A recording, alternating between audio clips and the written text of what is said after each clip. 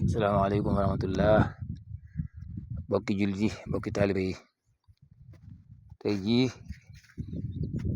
ñu ngi ci le 29 juillet atum 2024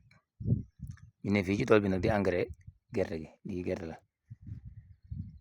xam naa lii ne day sax te pareegut ndax ñi mu ndaw la daa commencé génn nii lii mooy saako engrais yi engrais 6.10 iso lii rang népp ba ci fa tool ba yam tool ba tracé war naa mat 2 kilomètres li manqué tuuti xam naa 1 kilomètre 800 la xam naa dana ko jege waaw gisoo ko nii la ci wàll na le mooy ñi mu mag mi la ci wàll na le mooy fa naat fa la ngay seen waaw jëm na le lépp ñu mag lii moom mooy ñi mu ndaw mooy ñi mu mujjee ji côté ba ci wàll it lay ñi mu mag la nga xam ne yoon ci ji ñaari côté yi bàyyi digg bi machine bi daa commencé ci koñ bi benn commencé ci koñ bi léegi ñu day ci digg bi nag waaw lii mooy ñi mu ndaw mi lii ñebe la waaw